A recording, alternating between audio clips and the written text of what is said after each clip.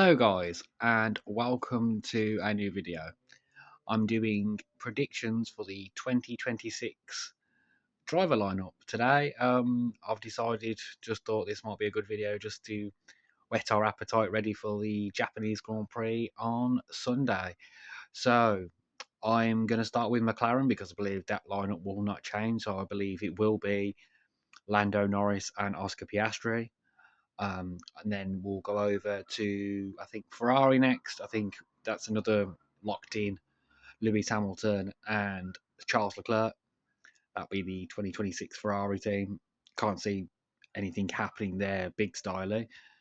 Now I'm gonna leave. I'm gonna leave Red Bull for a minute or two, and just we'll try and think of some other transfers because I still think something major is going to happen for 2026. So you have Aston Martin. If Alonso doesn't improve throughout the season, the car doesn't get any better, he might stay for 1 year, the regulations. If he doesn't, he might get replaced by a certain driver that I'm going to mention later. So I'll leave Aston Martin just with guaranteed they're going to keep Stroll in the car because obviously daddy's money and all that lot. Alpine, I believe next year I can see happening will be Pierre Gasly and Franco Colapinto. I think that's a certainty because they just want to get Franco in the car and he's a cracking driver. So then you've got also, so should we go to, who should we go to next? Williams. We'll go to Williams next. I believe they'll keep the same lineup with Alexander Albon and Carlos Sainz.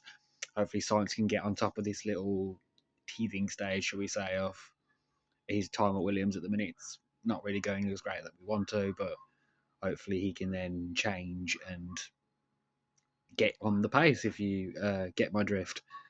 So then we'll go to Haas, who have released, by the way, I'm going to include a picture in 3, 2, 1 up there of the Haas livery for the Japanese Grand Prix. Oh my god, that thing looks amazing. Why can't they just do liveries like this all the time? Speaking of special liveries, though, now we go on to the last two teams that I haven't mentioned yet. So we'll go on to Red Bull. Now, if Verstappen does not win a driver's title or they do not win the constructors, I can see a massive move of Max Verstappen moving over to Aston Martin due to Adrian Newey.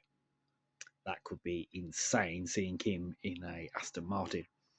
So you have him in an Aston Martin, that would be completely nuts and completely crazy. So that could happen. So I think he'll be next to, and I'm going to give him the confidence, and I'm going to give him the vote of confidence here, Yuki Tsunoda.